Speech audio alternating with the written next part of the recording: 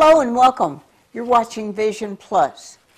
I know that most of us have family members that have overcome the D's in life. In fact, one of the books that we just brought out is called Finding Joy in Overcoming the D's of Life. And the other one is Win in the Dailiness of Life. And the D's, what are the D's? Depression, drugs, debt, drinking, divorce, death, despair, depression. Oh, I think I already said that.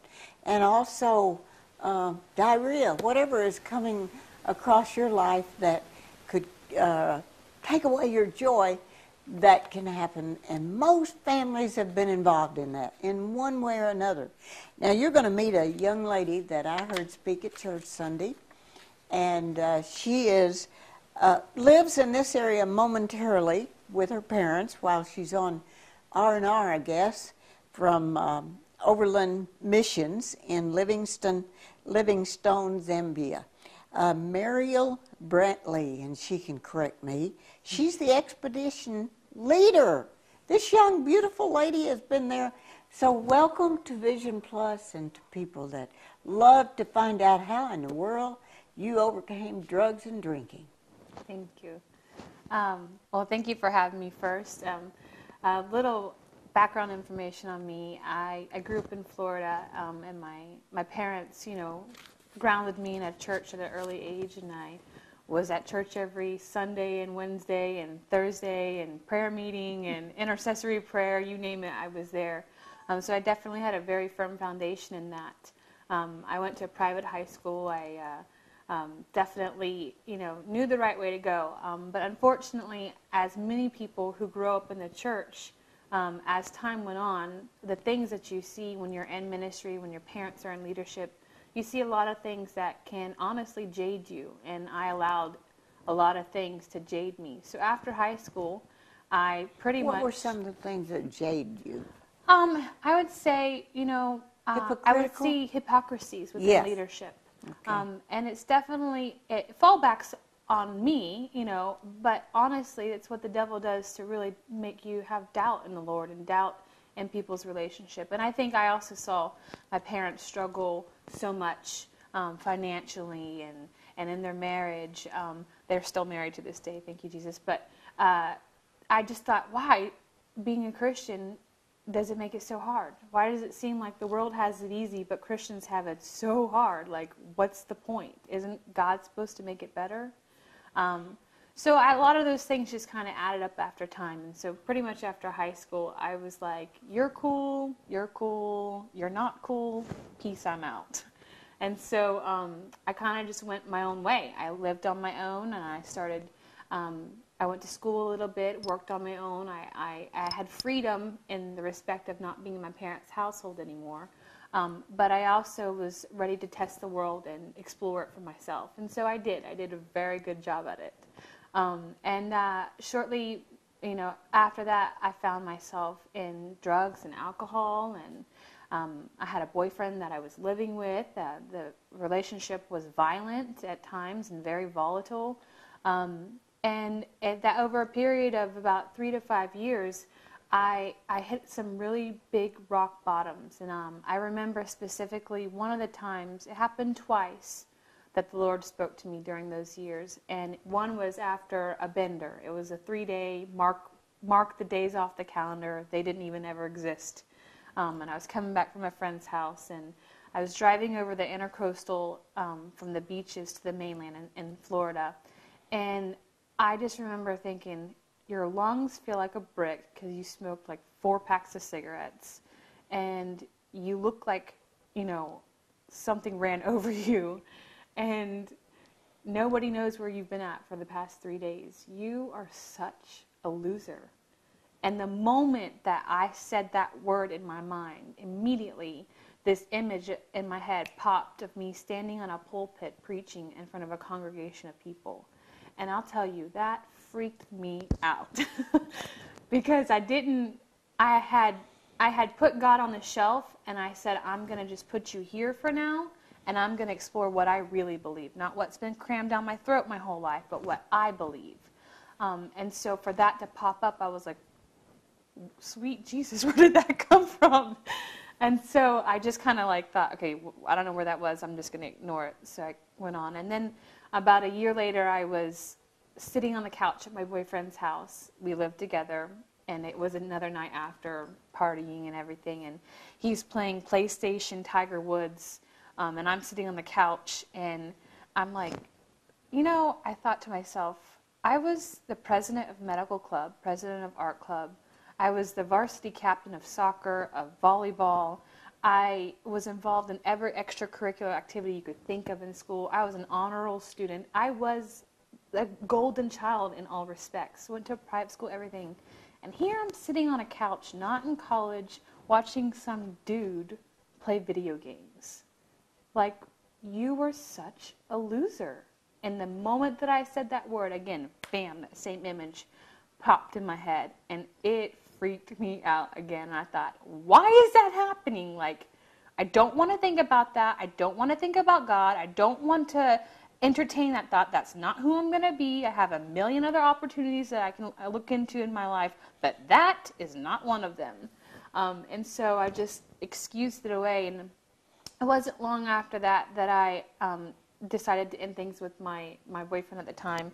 Things had gotten pretty bad, and I called my mom and dad for the first time in 3 years, and I said, Mom and Dad, I want to come home.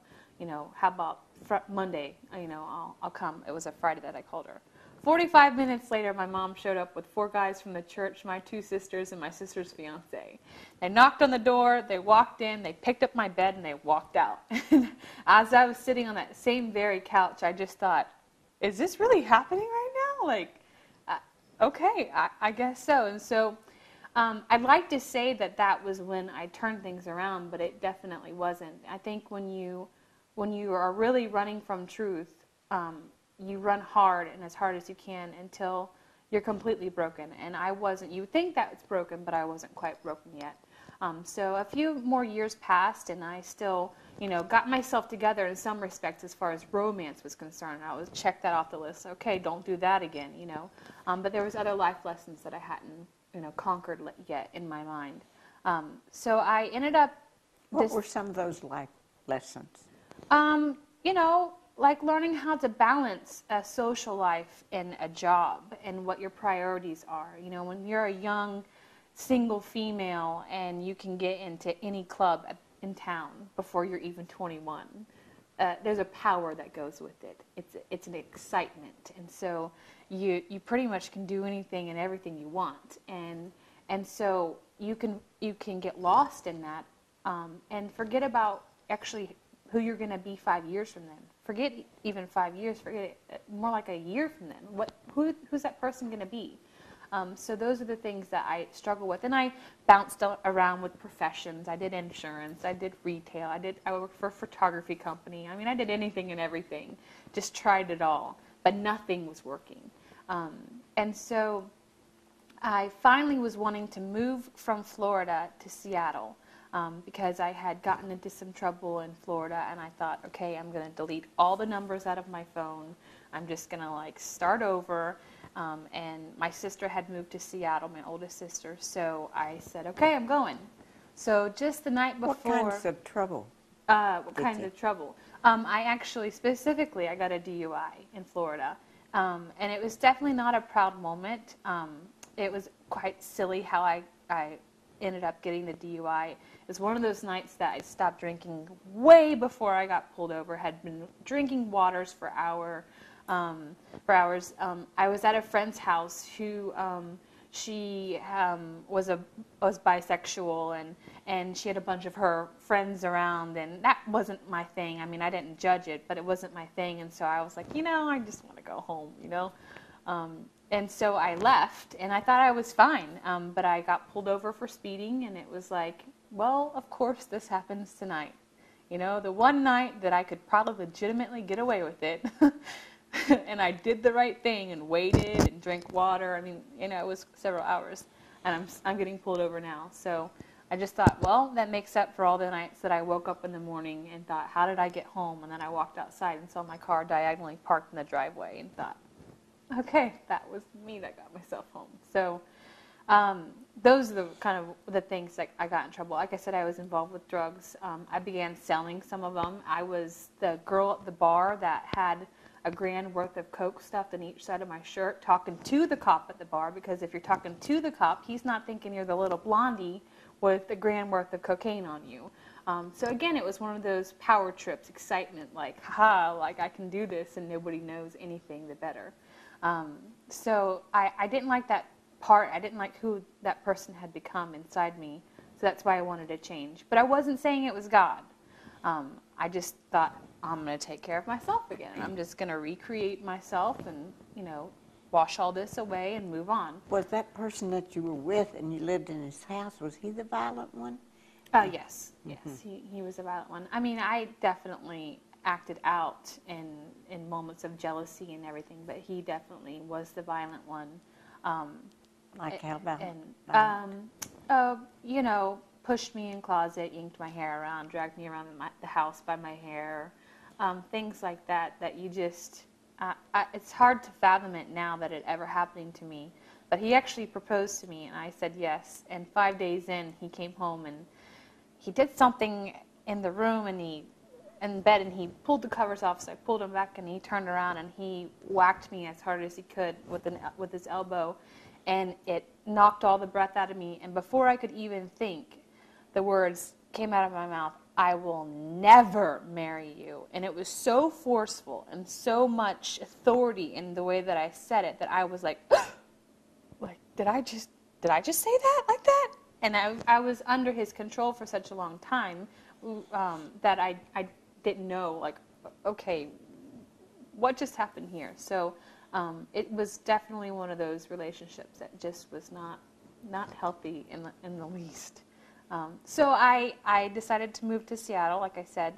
And just before I moved to Seattle, one of my family friends that have known my parents for almost 30 years, well, over 30 years now, and they're missionaries, she got on Facebook on the chat, and she, was just messaging me, knew I was going through a hard time.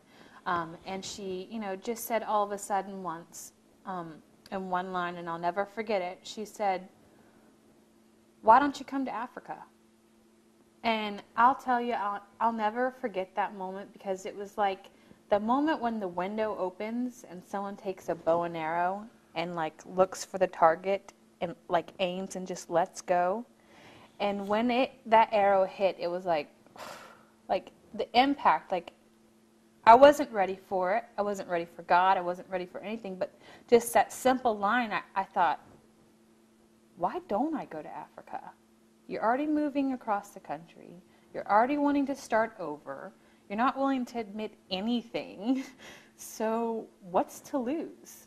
And so I said, okay, yeah, that's a thought. I'll get back to you on it. And so I went ahead and moved to Seattle, and I quickly found out that a geographical change does not change the condition of your heart. You're going to find the same thing anywhere you are. If what's in you is in you, then it's going to be brought out anywhere you are. And so I realized that I needed to definitely make a bigger step. And so I called up my friend, or messaged her, rather, and I said, okay, I'm in. What do I have to do? And she said... Now, what do you mean when you said I'm in? And I know what you mean when you say it doesn't change, because a friend of mine went to a Christian college because her parents kind of coerced her to, and she ended up, she said, I can get more drugs here on college campus than I even had before. Right. So changing where you are or what you're doing does not change your heart, as Right. you said. So when you said I'm in, what did you mean? I meant, like, in all respects, I can't recreate myself. I'm in. Like, something's got to give. Something's got to change, and it's not working. I still was not saying that I was going to believe the Lord for this. So she said, okay. Who said that? Your mother or your sister? The woman. The woman's name is Candy Martin, a spiritual mother to me. So she said, okay, you're going to come here for 3 months. You're going to do this program, but you need to send an application. And so I'll send it to you. You fill it out and send it back, and then we'll get this process started. So I get the application to go to Zambia. Zambia. So I get the application, and this is how arrogant I was. On the application for this missions organization, I write, I'm cool with prayer, just don't ask me to pray. Okay. I thought, you guys can sit in a circle and sing Kumbaya. I'll stand over here and drink some coffee. Mm-hmm. And so what's funny about this story and the interesting part about how God's network is the application went across the desk of a woman, the vice president of Overland Missions. And when I was 12 years old, my family and I hosted a missionary woman, or girl, who needed to come stay with the family. And she was a beautiful woman in her 20s. And all the other missionary families in the church had all boys. They were like, we got to stick her at a girl's house. So she came and stayed with us. Well, fast forward 15 years, it rolled across her desk. And she'd known me since I was 12 years old. Her name was Sharon Smethurst. And Sharon sees Mariel Brantley. I'm cool with prayer, just don't ask me to pray. And she said, just get her here. And so I was accepted into the program. Had no idea what the program was. I just thought I was going to Africa for 3 months. Filling out what you'd done before with all these sold insurance, worked retail. Right. It was ridiculous. So I sent out letters to people, friends and family, because you have to raise support to go. And I think I got like $200 in, and I needed to raise $7,000.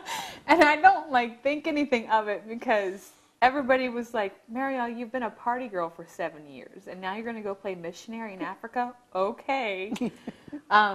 So I worked 2 jobs, got as much as I could. My best friend, who's not a believer at the time, called me and said, I don't know why I'm doing this, but I feel like I need to put your airplane ticket on my credit card. You pay the minimum amount for as long as you need till it's paid off. I just know you need to go. I don't know why I'm doing this, but I just know. And I was like, okay, I guess. So August 28th, 2009, I was in the JFK airport, and I was holding a pack of Marlboro Lights in a box with 18 beautiful cigarettes left in it, because I bought the $10 pack the night before. And I looked at it and I said, all right, God, you've got 3 months. Give me your best shot. And I tossed them in the trash can, and I got on the plane to Africa. And I'll tell you, this August will be 5 years from now. So I'd say that the Lord definitely won that round. I ended up going, and I was involved in a missions training program that they do for 3 months. It's kind of interesting when you give God an ultimatum. Don't be surprised if he raises the ante, because not only did I go to Africa on just a whim, really. I call it blind obedience in all essence. But he stuck me with a group of 10 guys in my AMT, my Advanced Missions Training class. And I was the only girl, which now has given me the African name Mutinta, which means one among men, or one among many.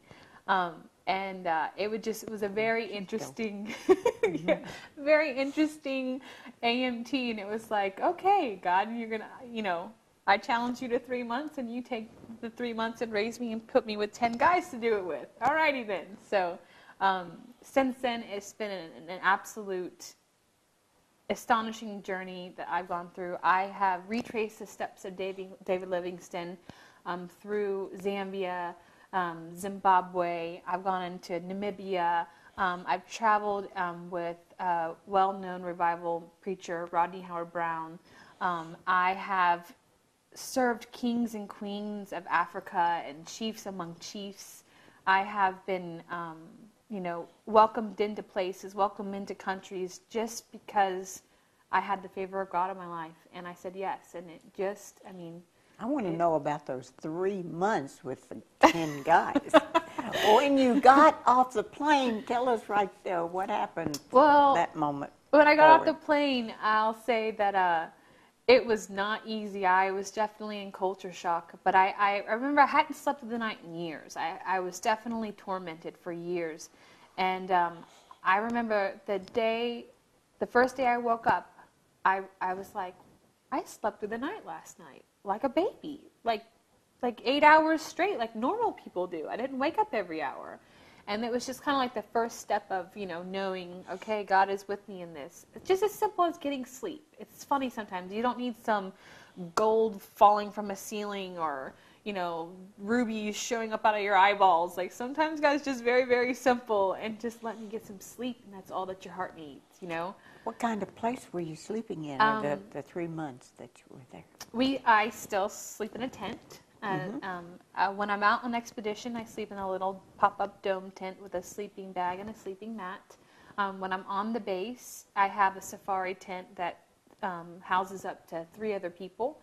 It's on a cement foundation and has a little thatch roof over the top, so it's not as bad as it seems. But I have a beautiful garden outside, and I have flowers in my garden. Well, what did those guys think about you? The guys. The 3 months you were there first. Well, it was definitely challenging at times. There was, I'll tell you one story quickly. We have a Come Back Alive course, which is we learn how to basically survive on our own in the bush and build a shelter. And we had this test where they had us look up GPS coordinates, pick up a package. We had to stay overnight, build a fire, build a shelter, and live and survive it. So we accepted the challenge and went to the coordinates, found 3 chickens, a bag of rice, and salt. And we had only been given 10 minutes to gather our items for that, and 10 items that we were all, as one, allowed to bring. So we had to hike down the gorge into the Zambezi River, and we had to make a shelter and build a fire and keep it going all night. Well, obviously we were having chicken for dinner. But personally, I go to Publix and get Publix chicken. I don't chop off chicken heads and pluck their feathers. But apparently I was then. So we went through this process, and we got down at the gorge, and we're looking at these chickens, and I'm like, I'll try anything, once. And I'm like, I'll kill the first chicken just so I can say I did. So they're like, okay. Well, the guys decided to untie the chicken legs because they thought it would be funny. So I whack the first chicken, and I don't do a good job because I, had my eyes shut when I was swinging. And so the guys let the chicken go, and it starts flipping and doing somersaults, and it's like a sprinkler with its blood coming out of its neck. And we had some of the dogs from the base follow us down, so it was just utter chaos, and everything was just going nuts. And then we had this, the next step, we're like, okay, well, we've got to pluck. After we got through that chaotic moment, we thought, okay, we've got to pluck these chickens now. And so I knew, and there was one local girl that was there with us, and she goes, you got to dunk it in hot water. Well, the guys in my group said, no, you can't dunk it in hot water. If you dunk it in hot water, it's going to cook the internal organs, and then it's going to taint the meat, and we're going to eat it, and we're all die and fail the class because it's come back alive. And I thought, I think we should go with what the local says. She's been doing this her whole life. And for 45 minutes we argued about this. And so finally I was like, fine, you're not going to let me do it the way that they do it, then you're all going to have to help me pluck these chickens. And so they said, okay, fine. So they all plucked the chickens, and I don't know if anyone ever knows how a chicken looks when you pluck it without dunking it in water, but it is not pretty, and it is everywhere. So we have feathers and skin and fat and everything everywhere. And so we get it all sorted a while later. And remember, this is Come Back Alive, and we have limited items. So we've got a pot, we've got a spoon, we've got a knife, we've got an axe, we've got toilet paper. I made them bring toilet paper. And just a few other items, and no utensils. So we finished handling the chickens, and I wash my hands with water that I can, and then we all cook the chicken, and then we eat it with our hands the night, make it through the night barely. The next day our teacher comes, and they're like, how did it go? And I'm like, I don't want to talk about it. Then we get up, we hike back up to the base. Around lunchtime, everyone started to kind of feel nauseous, and I felt nauseous, and I said, does anybody else not feel very well? I don't really feel right. And it turned out every single person who handled the chicken got salmonella poisoning. And we were sick for weeks. And you will want to hear more about what went on, so we're going to continue this and let you hear more about salmonella, and maybe some other things that happened over in Africa, Zambia, Africa, for Mariel Brantley. And we're glad that you joined us, but by all means, join us next week as we continue this information about overland missions in Livingstone, Zambia, from a girl that was on drugs and drinking, got a DUI and was abused, and so many things. I'm Bonnie Libhart, along with Mariel Brantley. Bless your heart for watching, and watch again. At Lexus of Huntsville, luxury is seen throughout the dealership. We have earned the Elite of Lexus Award 8 years straight because our staff is committed to giving you the best overall experience. Visit our service department with any questions you may have. Let our sales team show you our newest vehicles in the showroom. And feel free to take a break in our customer lounge. Lexus of Huntsville, where you get much more for less than you might expect, on the corner of University Drive in Providence, Maine in Huntsville.